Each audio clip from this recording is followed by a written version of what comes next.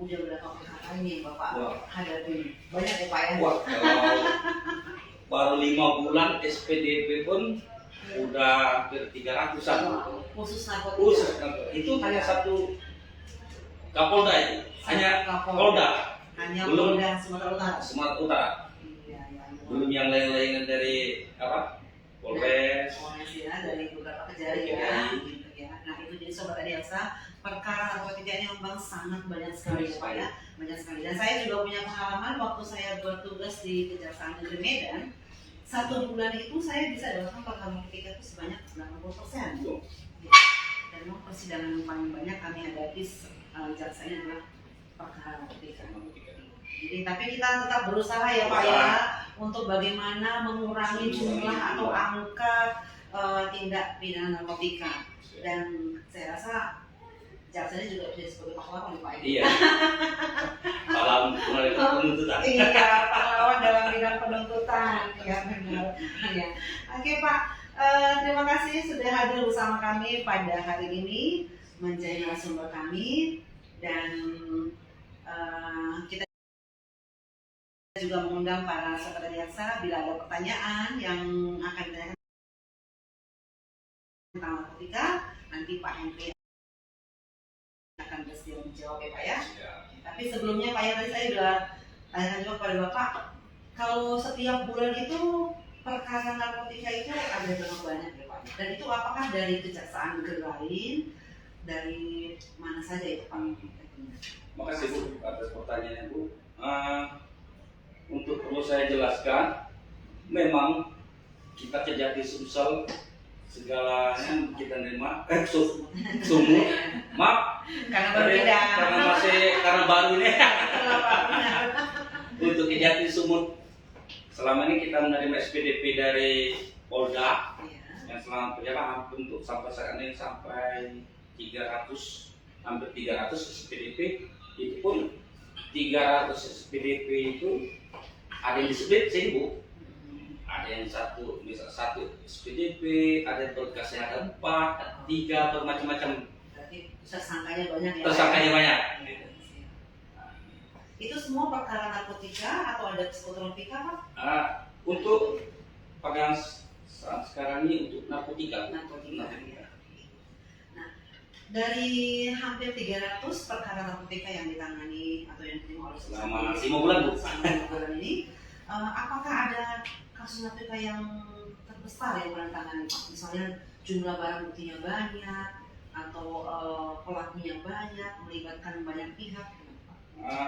Memang selama ini kita yang paling banyak untuk di tahun ini Bu.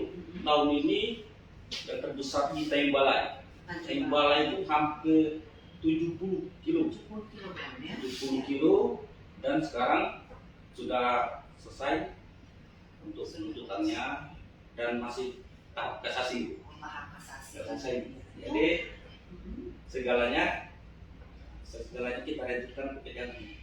Ya, karena jumlah barang buktinya besar, sehingga kita meminta kepada pihak kesehatan.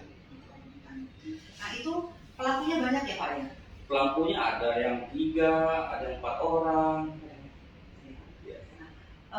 Barang bukti itu narkotika jenis apa Pak?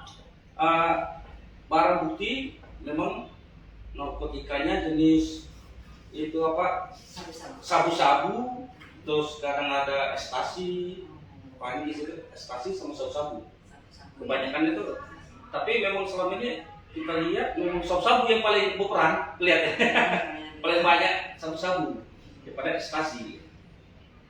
Dari perkara narkotika yang diterima di Kejaksaan Sumatera Utara yang Bapak tangani selama ini, apakah ada pelakunya yang berusia di bawah 18 tahun?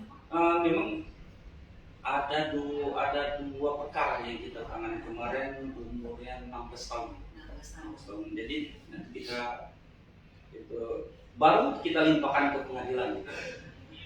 Nah itu masih satu sekolah atau sudah putus sekolah? Ini yang jadi kendala ini memang putus sekolah. Putus sekolah ya. Jadi dalam baru apa? Ada yang tamat SMP, kan? Kadang SMP nggak selesai. pengaruh pergaulan, pergaulannya, kehidupan sosial, Iya. ini ya Pak ya, pengaruh ekonomi Ekonomi. juga ya. Nah jadi memang narkotika ini tidak hanya di kalangan untuk dewasa, tapi juga di di kalangan kalangan anak. anak. Dan saya lihat juga lebih gampang untuk mengedarkan ataupun mencari orang untuk pengedar narkoba dari anak-anak ya Pak Iya. ya. Itu kenapa ya Pak ya? Kenapa tujuan ataupun sasaran mereka itu anak-anak ini? Kalau kita sudut pandang kita sasaran itu anak-anak itu karena anak-anak itu kan situasi sudah ditarik labil. Labil. Jadi dia kepingin ingin mempunyai uang. Iya. Wah itu gimana untuk mempunyai uang Yang cepat. yang cepat.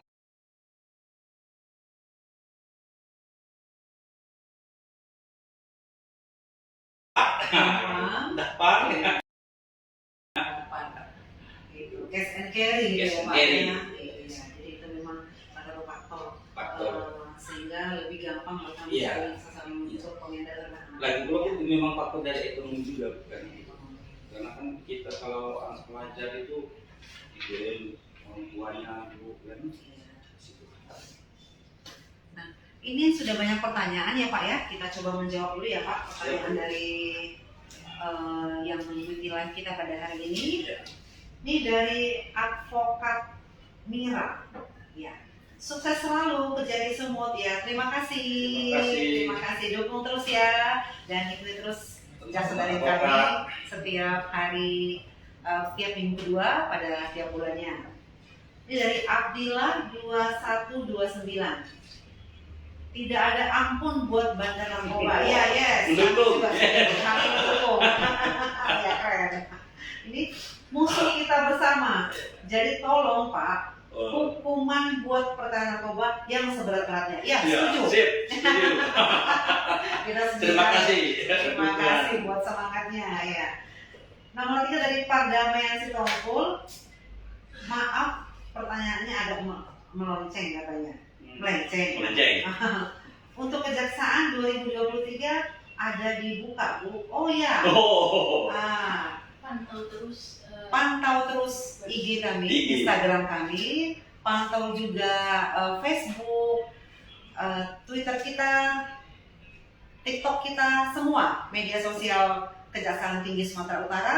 Nanti kalau ada informasi pasti akan disampaikan di sana.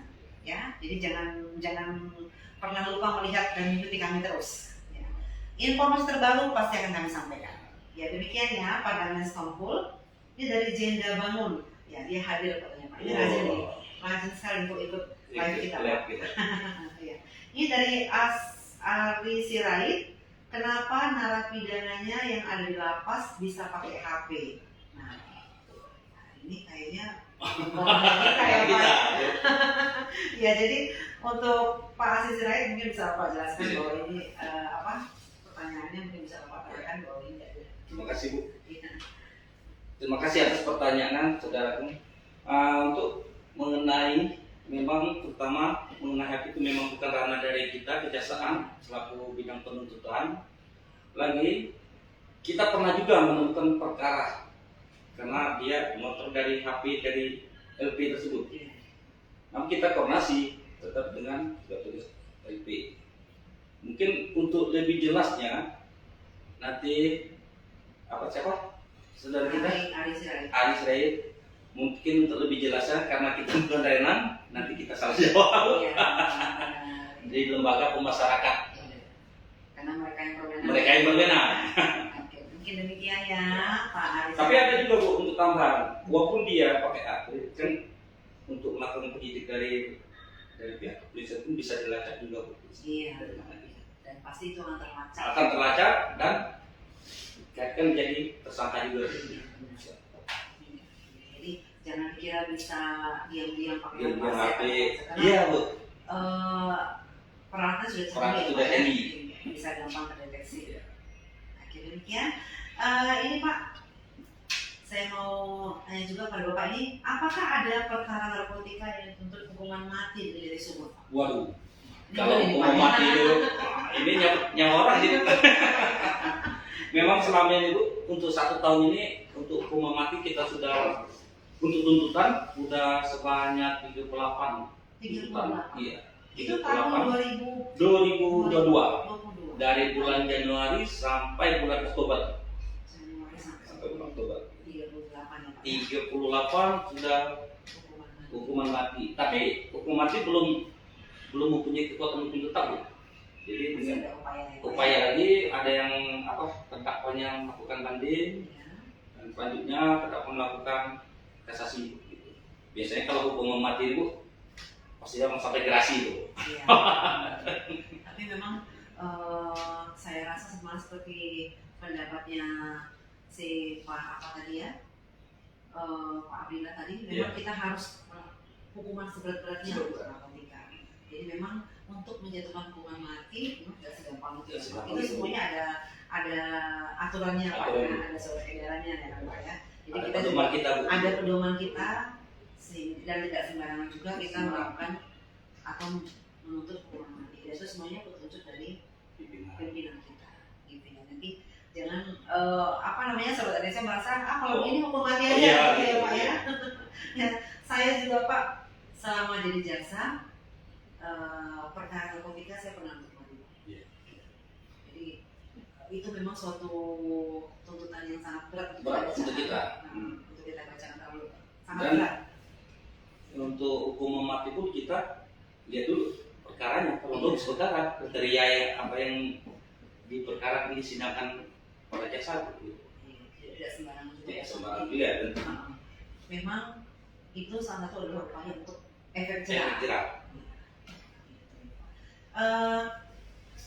Kalau kejaksaan tinggi ini Pak, perkara yang kita terima dari Polda Sumatera Utara dan dari beberapa Polres juga ya Pak ya? Kalau untuk Kejati kita, kalau untuk Polres terima di Kejari, Bu. Kejari. Kita hanya menerima SPDP pemberkasan dari Polda. Ya.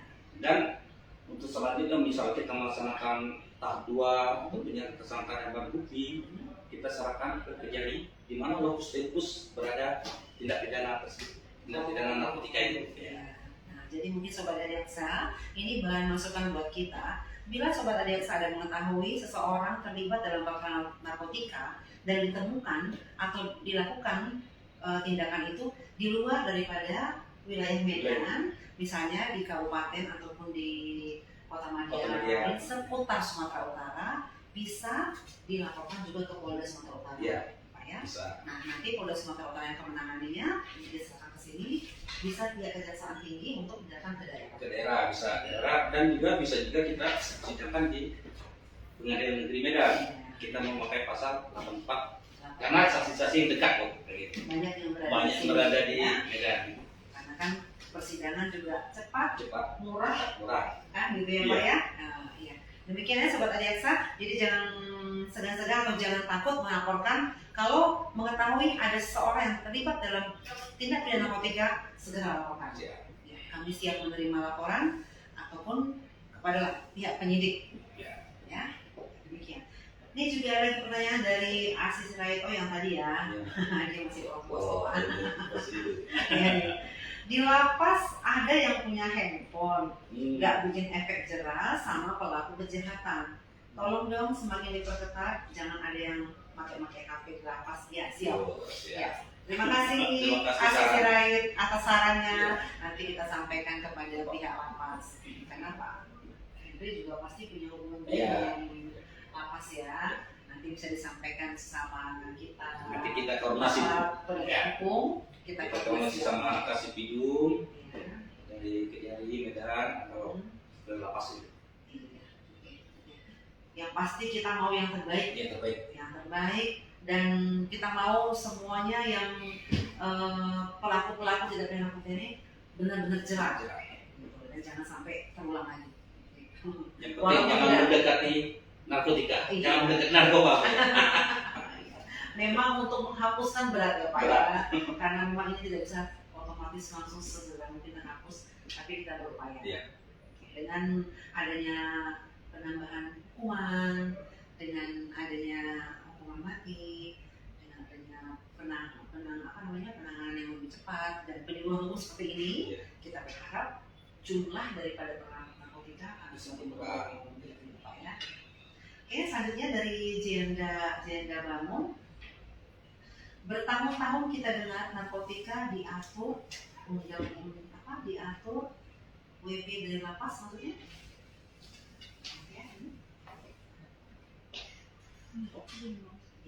Diatur dari lapas, kenapa ya? Soalnya tugasnya lengkap, bahkan kabarnya setiap orang ada security.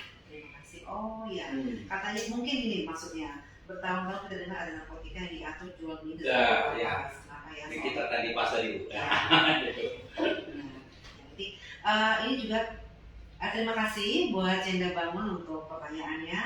Nanti seperti yang kita bilang tadi, Bapak sebagai APH, aparat penegak hukum akan melakukan koordinasi. Ya. Tadi ada nomor 9 nih, ada Yot Karmel. Kenapa bisa tersangka di pidana mati? Nah, ini seperti Pak Benar, pidana mati lagi. Ya. Ada kategorinya, ada aturan, ada iya, ada aturan. Ya, silakan Pak berjawab. Memang kenapa bisa dipidana mati? Memang di situ kan sudah ditentukan dari undang-undang dari narkotika sendiri yang menyatakan hukuman mati seumur hidup 20 tahun. Itu yang paling terberat. Dan di samping itu juga kita kejaksaan bidang penuntutan adanya pedoman dalam untuk melakukan pidana mati. Pidana mati maupun seumur hidup atau 20 tahun. Jadi ada kategori sabu-sabu, narkotika atau ekstasi yang dilakukan oleh pihak tersangka atau terdakwa itu. Mungkin dari kategorinya itu adakah dari ukuran beratnya Pak? Beratnya ya. berapa banyaknya Bu? Iya. Jadi ekstasi, kalau ekstasi kan sekarang ini kita berat. Jadi kita ukur dari berat. Beratnya. Baik dari butir ekstasi ataupun sabu-sabu. Itu kalau untuk hukuman mati yang beratnya berapa itu Pak ya? Berapa ke atas Pak? Wah, kalau udah puluhan sampai apa yang kita katakan sampai 70 kilo itu. Itu sudah mati ya. Rata-rata kalau di Medan itu ada yang 20 kilo, ada yang 10 kilo, ada yang 70 kilo, bermacam ragam kalau sehingga selama ini kita melakukan tuntutan sebanyak 38 perkara untuk melakukan tuntutan mati. Ya. Nah jadi mungkin Yot Karmel bisa memahami bahwa kategori ataupun pedoman seorang tersangka bisa dipidana mati dilihat juga dari jumlah barang bukti yang dikuasainya. Demikian ya.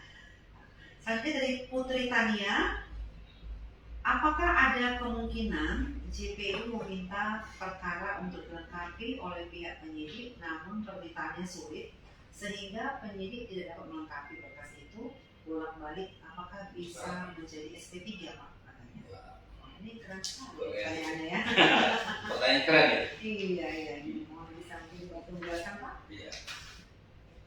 Untuk dalam perkara apa yang dipertanyakan tadi, perkara ini intinya perkara berbalik nih Bu. Iya. Wah, ini kelihatannya nyinggung penyidik tidak memenuhi apa dari petunjuk dari jasa peneliti Bu. Apakah bisa SP3? Ya. Dalam hal itu kita tidak semata-mata kita langsung SP3 dari pihak penyidik. Nanti kita koordinasi sehingga kita melakukan ekspos bersama dengan pihak penyidik dari jasa peneliti dengan pihak penyidik, apa ya kendala yang dihadapi dari pihak penyidik di situ. Melakukan ekspos pun kita lihat kronologis bagaimana penanganan perkaranya. Itulah intinya dari ekspos, apakah perkara itu layak atau tidak nanti Untuk bisa P21. P21 Iya. Jadi memang semua perkara itu untuk bisa P21 harus diekspos dulu ya Pak ya? Diekspos dulu. Ya, diekspos dan kita juga menentukan dengan pasal apa yang disangkakan. Apa yang disangkakan? Ya, sesuai dengan apa unsur-unsur pasal yang disangkakan terhadap tersangka tersebut. Kalau memang unsurnya formil dan material terbukti, maka bisa Bisa P21. P21. Nah, Tapi kalau tidak terbukti, berkasnya kembalikan lagi Kembali kan? lagi. Ya Pak ya? kita untuk mengapa memenuhi dari permintaan dari jasa Permintaan dari peneliti. jasa penuntut. Kalau memang tidak dipenuhi, ya pihak penyidik bisa melakukan SP3 ya, sepanjang. Tapi kalau yang kita hadapi selama ini Pak, apakah pernah ada perkara narkotika SP3? Wah, untuk selama ini setahu saya kita belum pernah ketemunya narkotika SP3. Karena apa? Penyidik rata-rata menangkap. Wah, ini udah apa? Udah ada bukti, alat bukti itu cukup bawa persidangan gitu. Karena memang perkara narkotika itu biasanya dan memang ditangkap karena ada barang Ada buktinya bukti. gitu ya Pak. Sehingga mengadakan penggeledahan bahkan dari pihak penyidik gitu. Nah, jadi kalau perkara narkotika tidak pernah ada SP3 gitu ya Putri Tania. Kalau mengenai SP3, memang di SP3 itu memang dari pihak penyidik Bu, dari kepolisian. Demikian ya Putri Tania. Nah, kalau di Kejaksaan Tinggi ini Pak, itu barang bukti yang paling banyak yang berada selama Bapak di sini berapa yang paling banyak? Banyak. Yang paling banyak kemarin ada 30 30 kilo itu sabu ya Pak ya? sabu. Sabu ya. 30 kilo sabu yang dibawa dari laut nelayan Bu. Sudah ditunggu dari tersangka di jalan. Nah, itu. Ya. Dan tertangkapnya di jalan. Di jalan kan. Pada saat Karena di sini rata-rata kalau sabu kadang orang mengedarkan sampai bawa keluar daerah, bukan cukup di Medan aja Bu dia. Iya ya. Ada yang bawa ke daerah Palembang, ada yang bawa ke Jambi, ada yang bawa ke Lampung. Itu kan dilacak dari pihak kepolisian ini. Pihak kepolisian. Dan begitu canggihnya peralatan Iya. mereka, bagaimana mereka berkomunikasi, bagaimana mereka berusaha untuk jangan sampai ketahuan, dan Iya. juga ketahuan juga tertangkap ya. Itu tertangkap tangan ya Pak ya? Tetap tangan Bu. Tertangkap tangan. Nah itu pelakunya sipil atau dari mana Pak? Dia pelakunya sipil. Sipil ya. Makanya tergiur pelakunya kadang tuh kebanyakan tergiur dari apa upaya di Upaya dapat dia gitu. karena upahnya besar. Besar upaya menggiurkan ya. Sekali. Ini biasanya dilakukan oleh orang-orang yang ekonomi lemah. Iya. Ekonomi menengah ke bawah ya Pak ya. Sehingga itulah adanya faktor ekonomi sendiri. Itu memang yang bikin narkoba ini tidak bisa hilang ya Pak ya. Banyak yang pengen cepat dapat uang, Iya. tidak begitu capek kerjanya, langsung cash and carry. Esteri, nggak berkeringat gitu. Tidak berkeringat gitu ya Pak. Tapi mudah-mudahan dengan hukuman yang tinggi, Iya. dengan banyaknya perlindungan seperti ini, sosialisasi, Iya. semoga ini bisa kita kurangi jumlah perkara narkotika ya Pak ya. Ini ada pertanyaan dari Gondut Jogal. Iya. Selamat siang, Solkal kalau udah live katanya. Tuh. Kalau eksekusi mati, kriterianya dalam kasus narkotika ini gimana Pak? Kalau eksekusi mati kriterianya? Ini kadang kalau untuk eksekusi mati, memang kriteria kita pernah di Kejaksaan untuk melakukan eksekusi mati pada tahun 2000 berapa itu? 2013 sama 14 gitu. Nah, kalau untuk memang petunjuk untuk eksekusi kita dasarkan dari pimpinan ya, Kejagung nanti gimana yang untuk pesan. Tapi rata-ratanya yang kita ketemu ini rata-rata yang eksekusi mati pasti gerasi. Ya, jadi lama. Ya? Lama aja dulu. Gerasi pasti. Pasti dia minta pengakuan kepada presiden ya kan. Ya mungkin orang mengira gini Pak, begitu kita tuntut mati, putus mati juga, kenapa nggak eksekusi? Iya, sekali. iya, sama sekali gitu. Ternyata masih ada upaya hukum Iya, lain. lain. Ada kasasi, Kasasi, ada gerasi, bisa minta kepada presiden. Presiden. Gitu. Bukan kita udah putus mati langsung kita eksekusi, enggak. Iya, gitu. Jadi mungkin sobat ayah itu juga menjadi masukan buat kita, tidak serta-merta putusan mati itu bisa langsung Bisa dieksekusi. eksekusi. Dan mungkin saat ini banyak pidana mati yang belum dieksekusi ya Pak ya, masih banyak daftar tunggunya. Tunggunya Bu. Iya, karena untuk naik eksekusi mati juga banyak melibatkan banyak pihak. Iya. Jadi perlu konsep dan apa namanya aturan yang dibuat untuk itu. Iya. Ya. Dan mati pun bukan dalam perkara narkotika aja Bu, perkara lain juga. Iya. Pembunuhan kan gitu kan. Bagi yang mengibatkan meninggalnya orang kan. Iya, benar Pak. Jadi memang begitu ya.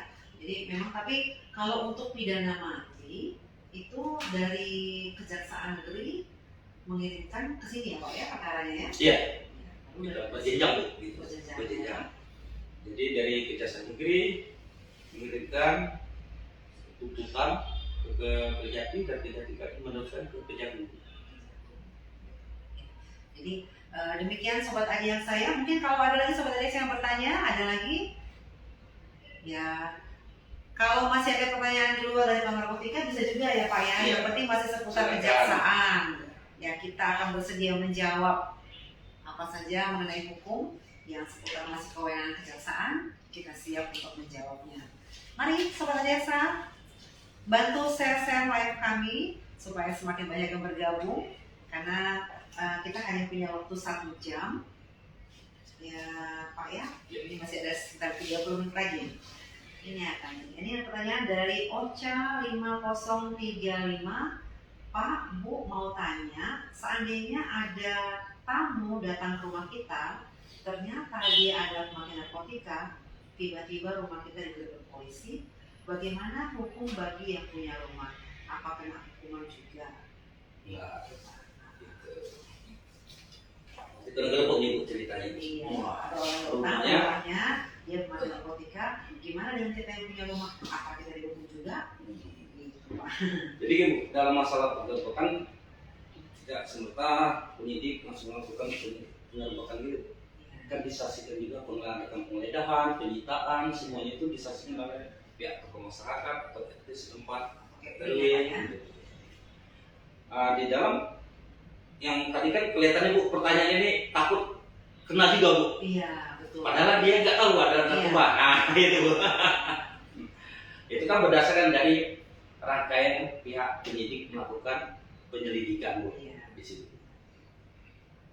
Dan penyidik juga untuk bisa menggerebek rumah itu juga ada surat perintah. Iya, ya? ada surat Ada perintah, surat perintah perintah penggeledahan. tugas, ya penggeledahan. Ya, tidak sembarangan. Ya, mungkin dia Bu udah tahu satu ini, wah rumahnya ada satu ya, gitu.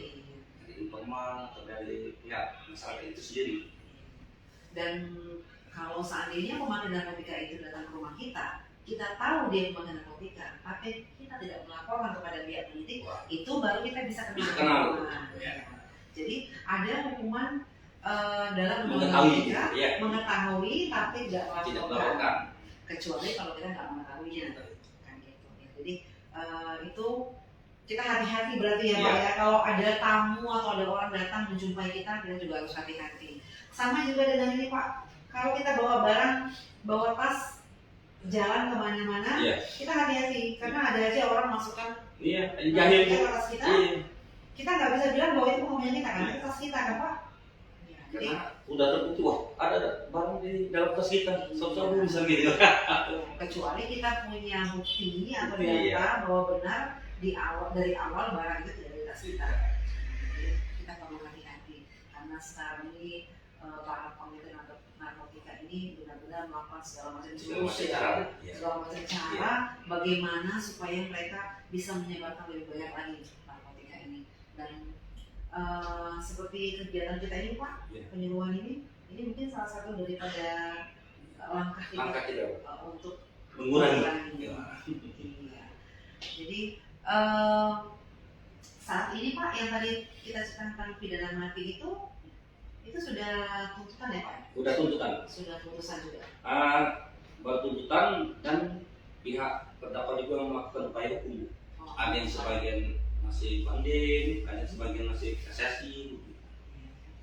Jadi ancaman hukuman tertinggi itu 20 tahun seumur hidup dan hukuman mati. Dan itu ada 38 38 perkara. Selama dari Januari sampai Oktober. Sampai 2022. Itu dari mana saja itu Pak ya perkaranya Pak? Apakah semua kota Medan atau ada? Itu semuanya perkara itu sesumut ya. Sumatera Utara. Jadi ada yang juga dari Kejari itu. Kejari kan tetap melaporkan segala sesuatu ke kita gitu. Kalau data yang Bapak punya ada yang paling banyak dari Kejari mana? Ini saya bacanya ada Tanjung Balai ya Pak? Iya. Tanjung Balai ada 1, 2, 3, 4, 5, 6 banyaknya. Jadi Tanjung Balai 8, 9. Di Tanjung Balai itu mungkin Bapak bisa melihat kepada kami kenapa Tanjung Balai paling banyak perkara narkotika? Pengaruh tempatnya, lokasinya. Kalau saya lihat memang kalau, tapi nggak tahu benar nggak ibu, ini saya jawab ya, katanya ada pelabuhan gitu, ada jalur ke laut gitu. Oh, ada kan Iya. lautnya, ada juga dari sana ya, Dari kayak sana. mobil kapal. Mobil kapal. Iya. Gitu ya. Jadi mungkin daerah-daerah yang ada lautnya Lautnya, bisa lebih cepat ini ya Pak ya, jalan mereka untuk melakukan narkotika ya. iya. Kalau di jalan mungkin gampang kelihatan. Kalau Karena misalnya bersembunyi-sembunyi. benar, tapi ternyata ketahuan juga. Ketahuan juga. Ya demikian. Jadi Iya. memang mereka ini mencari segala macam cara, segala macam upaya ya Pak ya, bagaimana caranya untuk menyelesaikan narkotika ini. Tapi dari hukuman mati itu tidak ada yang di bawah umur ya Pak ya? Oh, enggak ada. Tidak ada. Iya. Yang rata-rata itu ya, pekerjaan yang apa? Seperti supir, dan memang itu. Yang memang apa namanya, pendidikannya itu Pendidikan. menengah ke bawah gitu ya Pak ya? Yang Ya dari samping itu mungkin faktor ekonomi itulah yang paling utama itu kan mungkin faktor ekonomi. Nah, jadi memang ya karena kita melihat juga ya Pak, mereka pengen cari uang dengan cepat, Iya, cepat. gampang, tidak capek, tidak berkeringat seperti Ingat, Bapak ya. tadi, ya, itu yang mereka lakukan ya. Jadi kalau menurut Bapak, setelah yang selama 5 bulan Bapak bertugas di sini, sudah 38 perkara narkotika yang dihukum, apakah ada pengurangan jumlah perkara narkotika Pak? Setelah itu? Kalau saya lihat apa yang kita data dari perkara, ya ada kurang ya tuh. Tetap ada terus itu. Tetap ada. Jadi memang benar-benar ini apa namanya, pelaku ini Iya. yang memang benar-benar sudah punya, kalau nggak bisa A, plan B, plan C Iya. gitu ya Pak ya. Segala macam cara. Segala macam cara. Oke, kita coba lihat pertanyaan lagi ya Pak ya. Ini dari Iqbal RHS. Izin Min, apakah ada lowongan CPNS kejaksaan lulusan SMA tahun ini? Nah, ya. Ini kelihatannya memang orang tergiur masuk ke jasa nih. Iya. Oh. Keren Pak, jaga wibawa Iya. ya. Iya. Ya, terima kasih Iqbal RHS. Boleh tetap pantau IG kami, Facebook, Twitter, dan TikTok atau semua media sosial Kejaksaan Tinggi Sumatera Utara. Nanti bila ada informasi, kami akan segera menyampaikannya dan akan mengumumkannya. Kalau biasanya lulusan SMA ada ya Pak ya, karena tidak semua kejaksaan ini harus sarjana hukum ya kan Pak? Iya. Tidak semua yang diterima atau melamar di kejaksaan ini adalah sarjana hukum. Ada juga dari dokter gigi, terus komputer, farmasi, ya kan Pak? Iya. Untuk pengawalan itu bisa dari SMA, untuk pengawal tahanan, untuk petugas supir ya Pak ya, driver. Ya, jadi tetap pantau media sosial Kejaksaan Tinggi Sumatera Utara. Kalian akan mendapatkan informasi-informasi tentang kejaksaan. Ini dari Ricky Chan 8. Salam hangat terdahsyat untuk Bapak Kejatisu. Ya, terima kasih Ricky, terima kasih buat salam hangatnya. Ini dari Jendra Bangun lagi Pak ini. Ini ada mantan Kadif Pas Kanwil Humkam Sumut Muhammad Jahan Sitepu yang saat ini ke Kanwil di Dinah bilang aku ada ASN yang terlibat narkoba. Pernah kita dengar seperti ini di Sumut. Ini tentang ada ASN yang terlibat narkoba. Memang banyak ya Pak ya? Banyak. Dari perkara selama Bapak 5 bulan di sini, ada juga kan Pak dari ASN yang terlibat? Ada juga ASN yang terlibat, dari APH pun ada. Ya, juga ada ya, aparat hukum. Jadi bukan hanya dari masyarakat biasa ya Pak ya. Nah, dan kalau biasanya kalau pelakunya itu dari aparat hukum dan dari ASN, apakah ada pemberatan hukuman Pak? Itu biasanya sebagai ada pemberat hukum, jadi kan ada yang memberatkan, ada yang meringankan Bu. Nah, jadi kan apalagi PH ya, karena seharusnya dia yang menegakkan hukum ini, justru dia sendiri yang melakukan tindakan hukum bagi narkotika ya Pak. Lingkungan juga Bu. Jadi memang ada pemberatan untuk yang ASN maupun yang perawat umum. Demikian ya Pak Jendra Bangun. Dari Putri Tania, selama Bapak menangani kasus narkoba, usia berapa yang rentan pemakai narkoba? Yang usia rentannya kadang 30 ke atas ini. 30 ke atas, sekarang pun ada juga yang 40 ke atas, semua kan. Itu yang Karena paling tidak tentu di sini. Tapi yang selama ini yang Bapak terima perkara ini di PG Sumatera Utara ini rata-rata umur segitu ya Pak? Iya, 30 ke atas. Ya, kalau yang umur anak-anak atau orang tua ke bawah? Untuk yang kita selama ini hanya ada 2 perkara. 2 perkara. Umur 16 tahun. Itu yang kejaksaan tinggi Iya, ya Pak ya? kejaksaan tinggi. Tapi kalau di kejaksaan negeri mungkin ada lagi gitu ya Putri ya. Karena saya sendiri pun pada waktu menangani perkara narkotika di kejaksaan negeri Medan itu kebanyakan memang yang saya tangani itu anak-anak ya. Pemakainya dan malah ada yang jadi bukan hanya pemakai dia pengedar juga. Karena awalnya dia disodori dengan gratis sebagai pemakai, setelah dia kecanduan dia disuruh untuk menjual. Mengedarkan dan karena dia dibayar dia bisa pakai akhirnya dia mau itu udah kena kan jadi. Iya, begitu karena seperti yang saya bilang tadi anak-anak ini gampang terpengaruh jiwanya karena kan masih dia stabil labil lagi kan. Tapi kalau untuk anak-anak kan hukumannya berbeda ya Pak Beda. ya, masih setengah dari ancaman hukuman yang dewasa. Ini dari Tengku Maulana 045, untuk barang bukti yang dihadirkan dalam persidangan, apakah dari JPU menghadirkan atau membawa seluruh dari barang bukti yang bakal mendapat persetujuan dari PN atau sebagian saja?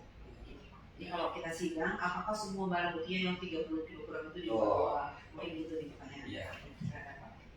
Memang kalau barang bukti sebanyak itu kita ada sampel yang sudah barang bukti sudah di lab dari pihak itu penyidik kepolisian yang disaksikan dari lab. Itu kan barang bukti kita lihat dulu, penyidik kan harus lihat dulu apakah memang benar ini sabu-sabu atau nanti tahu-tahu tawas nanti kan. Harus ada labnya dulu. Ada lab dulu menyatakan bahwa memang benar sabu-sabu. Berapa gram itu atau 0 gram itu dites di lab dalam pemberkas bu. Dan juga kita bawa ke sebelumnya yang selebih banyaknya itu biasanya kita diundang bu. Ada pemusnahan. Nah, pemusnahan barang bukti dari pihak Polda sendiri yang melaksanakannya. Di situ nanti ada pihak BNN, dari pihak kejaksaan juga, itu hadir untuk menyaksikan pemusnahan itu. Jadi sebegitu banyaknya barang bukti yang ditangkap untuk perkara narkotika itu bukan semuanya disimpan di kejaksaan, pasti dimusnahkan. Jadi sebelum perkara itu putus pun barang bukti sudah dimusnahkan. Ya, sebagian aja dipakai untuk barang bukti yang dihadirkan di persidangan. Karena nggak mungkin juga kita bawa semua 30 kilo. Dan barang seperti itu juga Pak sebanyak 30 kg kita simpan di barang bukti kita di ruang barang bukti itu malah nanti akan menjadi masalah baru ya. Bisa jadi salah gunakan dari makanya ini harus segera dimusnahkan baik itu di pihak kepolisian maupun kejaksaan. Yang demikian ya Tengku Maulana. Ini lagi pertanyaan dari Rahmat Isnain, izin apa alasan penjatuhan hukuman mati kepada beberapa pengedar yang ditangani oleh jaksa-jaksa di wilayah Kejati Sumur? Pedomannya apa? Kriterianya tadi apa sih kriterianya bu? Iya, memang kalau hukuman mati kita lihat tidak semua mata kita langsung nuntut mati. Terus kita lihat juga berapa banyak barang sabu-sabu yang diedarkan atau prestasi yang diedarkan bu. Di situ juga biasanya kita dalam persidangan bisa kita terbukti ada ini yang internasional apa enggak di situ ada kriteria dalam kita tuntutan ada pedoman dari jasa pemuda itu penanggung. Jadi semua ada pedomannya. Semuanya ada tolak ukurnya, ada regulernya gitu. Tapi di samping itu kita harus pakai hati nurani dulu. Gitu ya Pak ya. Karena juga. Manusia juga. Kita semata-mata hanya nuntut siapa pelaku aja, gitu kan? Tapi semua ada aturan. Ada pedomannya, ada tolak ukur. Iya. Ya, Sobat Adiaksa yang masih bergabung bersama kami, bila ada pertanyaan, mari sampaikan kepada kami siap menjawab. Dan mungkin teman-teman yang masih bergabung bersama kami yang bantu share live-nya ya kepada teman-teman yang lain supaya semakin banyak yang bergabung ya. Oke, ya ini pertanyaan dari Brother 272022. Wah, dari mana itu? Jangan brother kita itu. Bukan penjatuhan hukuman mati, hakim bang, tapi penuntutan pidana mati. Iya. Nah, Iya. penuntutan pidana mati oleh JPU, penjatuhan hukuman mati oleh hakim. Ya, terima kasih ya, brother. Oke, lanjut dari Ocha 5035. Ini pertanyaannya, saya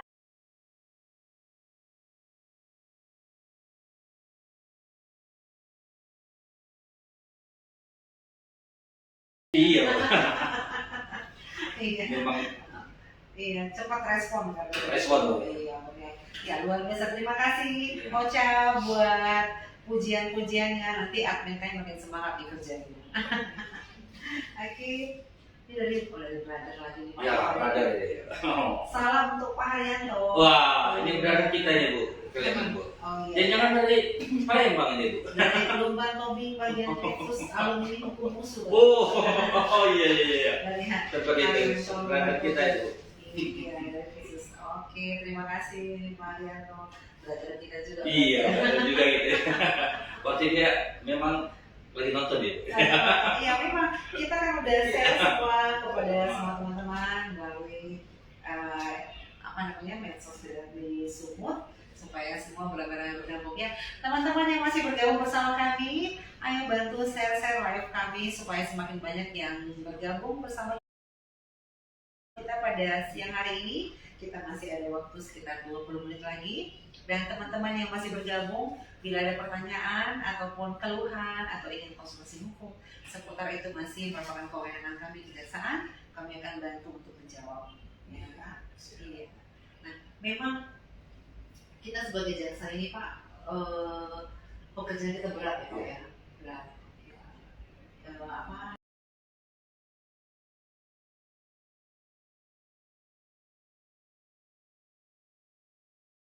Namanya kita harus melakukan penuntutan kepada orang yang terlibat dalam perkara politika, dan kadang-kadang kita juga sebagai jaksa untuk menuntut mati itu kan berat ya Pak ya. Berat. Iya, saya pribadi juga waktu menuntut mati tersangka narkotika, ya ada orang bilang saya benar-benar harus berjuang untuk mengucapkan dan berjuang hakim bisa menerima. Tapi kan itu sudah merupakan tugas kita ya Pak ya. Jadi kita harus melaksanakan dengan harapan dengan adanya ancaman yang berat ini bisa mengurangi angka perkara pidana narkotika. Nah, jadi yang sampai sekarang yang 38 perkara yang dituntut pidana mati itu semua masih dalam upaya hukum ya Pak. Semua dalam upaya hukum. Dan semoga kita berharap tidak ada lagi pidana mati untuk perkara narkotika berikutnya. Kalau Bapak melihat ke depannya sampai bulan Desember ini, saya rasa apa masih ada lagi Pak yang perkara yang barang bukti yang besar berat? Mungkin kalau ini masih ada lagi. Ini pun ada kita yang mengajukan tuntutan juga, tapi kita nanti untuk selanjutnya masih tahap persidangan Bu. Iya. Itu ada juga sampai 30 juga Bu. Ada 20 gitu. Ya. Gitu. Jadi masih ada memang tidak bisa langsung habis lagi ya Pak perkara. Memang berat kita kalau untuk mati atau sudah ada kekuatan hukum, cuma kita pelaksanaan selaku eksekusi. Itu. Eksekutor ya. Kita mengeksekusi, kita menuntutnya, kita mengeksekusinya memang berat ya Pak. Tapi kita semangat. Tetap kita semangat. Sesuai dengan Hari Pahlawan. Wah, tetap semangat. Tetap semangat dan kita menjadi pahlawan untuk penuntutan. Iya, demikian ya. Ya mudah-mudahan selanjutnya kan adanya efek jerah. Iya. Bagi masyarakat bagi pemuda-pemuda lah, anak-anak Tetap semangat. tetap semangat. Ya, jadi teman-teman jaksa juga dimanapun berada, tetap semangat karena kita adalah pahlawan penuntutan. Wah, Tepuk tangan buat jaksa, Pak. oke. Iya, kita harus semangat, Pak, ya kan, mau berjuang untuk korupsi, Berjuang Pak. untuk kejaksaan. Amin. Jadi dari Ricky Chan 8 mau tanya Bu, Pak, ya, dengan kemajuan teknologi dunia digital yang saat ini sudah sangat maju, apakah bukti-bukti scan bisa diterima sebagai pengganti bukti yang selama ini dipakai? Contohnya scan buku tanah. Nah, ini Pak. Buku tanah? Iya, scan buku tanah. Maksudnya dengan kecanggihan digital ini apakah bisa scan aja jadi bukti gitu Pak? Oh, dan scan itu kan kita harus melihat yang asli dulu. Aslinya kan, buktinya kan, Ya. yang aslinya yang jadi pertanyaannya scan apakah dia di scan itu dari asli atau enggak? Ya kan? Atau ada fotokopi ya? Tak fotokopi. Fotokopi yang sekarang itu nggak Macam bisa. kita ijazah kita memang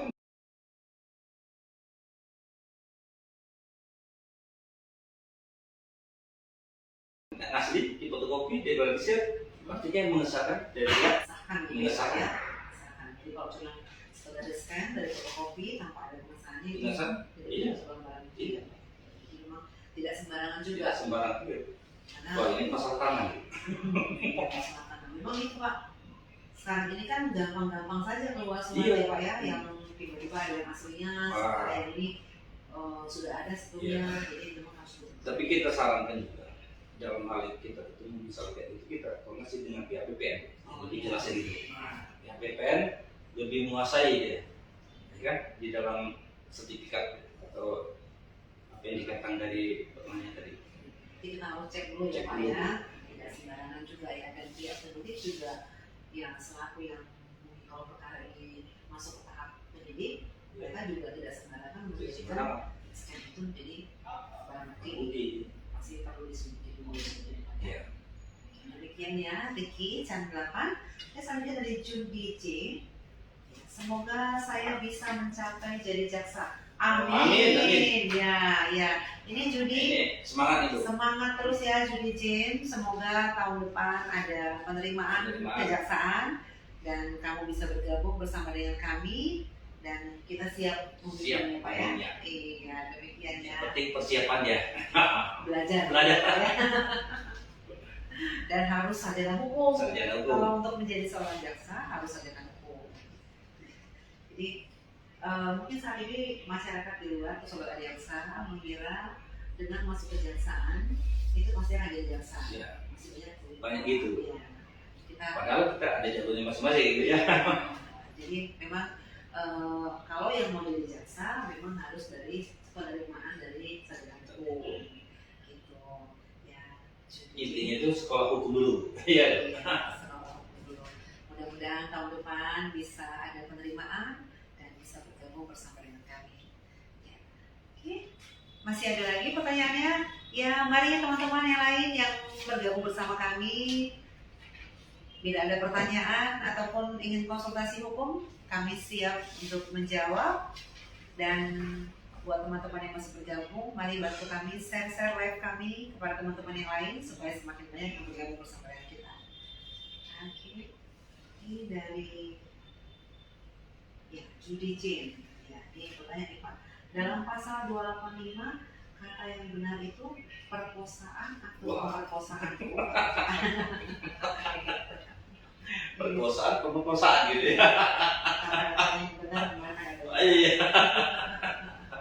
Ya, bisa dijawab Pak. Iya. Pemerkosaan gitu. Ya, pemerkosaan ya gitu ya untuk J-nya. Jadi untuk kata-kata yang benar adalah pemerkosaan. Ya. Nanti bisa di. Karena kan kalau pemerkosaan setahu kita itu kan jadi pemerkosaan mengadakan tindakan kekerasan jadi Bu ya. Memaksa seseorang jadi kan Bu. Untuk mengikuti keinginan yang dipaksakan itu.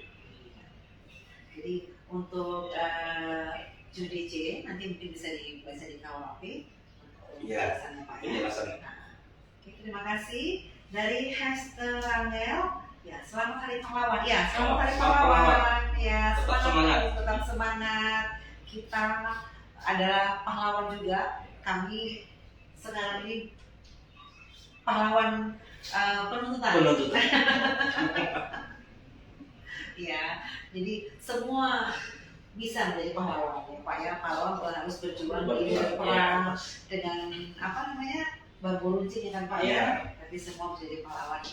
Kita juga jaksa. Orang berkarya pun pahlawan dikatakan dulu. Iya, benar Pak. Ya. Jadi mudah-mudahan kami juga sebagai jasa bisa menjadi pahlawan pendidikan, bisa memberikan keadilan untuk masyarakat, dan juga bisa membantu mengurangi tingginya angka perkara narkotika. Gitu ya, Pak, ya. Ya. Ini sanksi hukum untuk pelaku tindak pidana cukup berat dan diharapkan bisa menimbulkan efek jerah. Tapi kenyataannya jumlah perkara narkotika tetap banyak dan tidak menurun. Dalam hal ini, apa upaya yang dilakukan Kejaksaan Tinggi Sumatera Utara untuk memberantas tindak pidana narkotika? Di samping itu dalam hal adanya narkotika kita selalu mengadakan sosialisasi atau kepada adik-adik kita di sekolah atau di siswa gitu. Lagi pun dalam peningkatan narkotika rasanya memang kalau saya lihat itu memang adanya faktor ekonomi yang paling. Iya. Untuk mengurai kita masih banyak mengadakan sosialisasi ke masyarakat. Lagi narkotika pada saat ini bukan di kotanya Bu, sampai dari desa-desa dulu, desa-desa sampai ke nelayan, sampai ke para pekebun. Dan memang karena sekarang ini gampang Pak. Iya. Seperti dulu orang harus cari jauh-jauh, tidak, ini gampang sekali. Makanya seperti Pak bilang tadi, sampai ke desa-desa, sampai kepada apa namanya tingkat kehidupan masyarakat yang terendah, narkotika ini sudah sampai. Itu memang kita punya kejaksaan seperti yang dilakukan oleh Penkum, Kejaksaan Tinggi Sumatera Utara, Bidang Intelijen, dan melakukan kegiatan jaksa masuk sekolah, jaksa masuk kampus, terus jaksa masuk ke desa, pesantren, pesantren. Jadi semua sudah kita jalani untuk sosialisasi tentang bahaya narkotika. Apalagi kita melihat bahwa ini termasuk perkara yang angka yang cukup tinggi ya Pak ya, dibandingkan dengan perkara yang lain kan gitu. Jadi kita Kejaksaan Tinggi tetap melakukan segala macam upaya untuk bisa mengurangi jumlah perkara narkotika. Ya mungkin karena Bapak melihat Bapak yang bertugas di bagian pidana umum tahu banyak.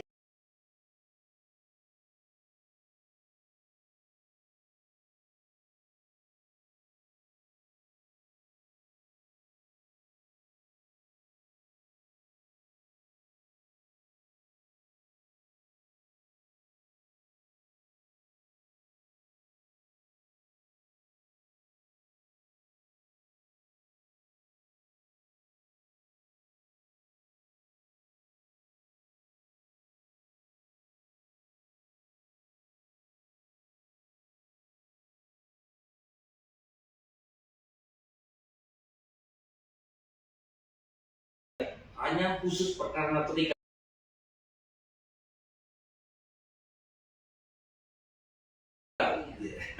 Jadi segitu banyaknya ya Pak. Banyak sesungguh itu. Supaya kita berharap angka dari perkara narkotika ini bisa berkurang. Nah, ini salah satunya ya.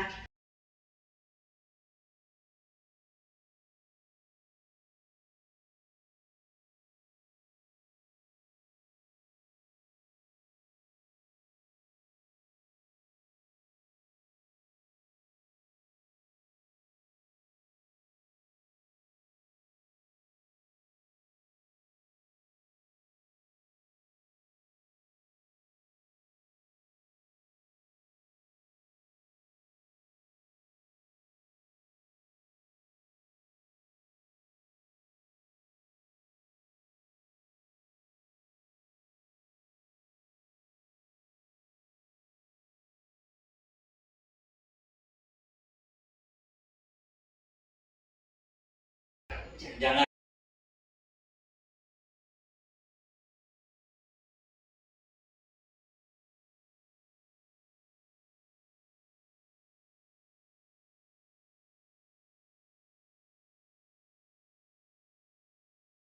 jangan. Katakan no untuk narkoba. No narkotika, no narkoba. Ya, ini dia Ferguson Hit. Ini dari selanjutnya dari Hester Rangel. Mau tanya Ibu, bagaimana perkembangan tentang jembatan Sicanang Belawan sudah dilakukan ke persidangan tapi tersangkanya ditahan, apakah harus bisa melakukan penahanan? Oh ya.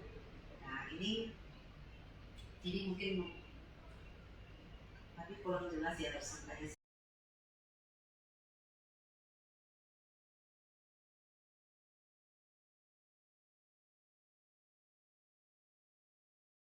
siapa ya Pak ya? Ya nanti kepada Pak Hester tersangkanya siapa? Kami akan coba untuk mencari data, nanti kita bisa informasikan kepada Khusus sekali. Iya, karena kurang kurang jelas tersangka siapa kasusnya. Nanti kita kalau meraba-raba kan kita kita akan mengasih berikutnya kepada Serangga melalui admin kami nanti. Ya, terima kasih dari Judy Jane. Jika memiliki sertifikat dari MA, apakah bisa menjadi pertimbangan dalam penerimaan kelulusan? Ya.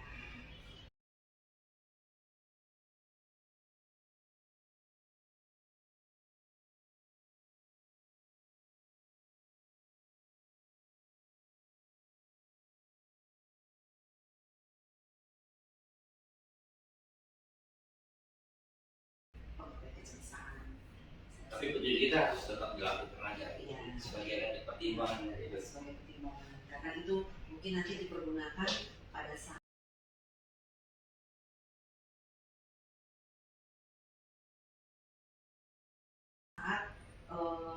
tahap pemeriksaan pemberkasan ya Pak ya, administrasi yang pertama yang semakin banyak sertifikat atau penghargaan yang diterima itu bisa menjadi pertimbangan buat penilai atau panitia penerimaan bisa menjadi pertimbangan.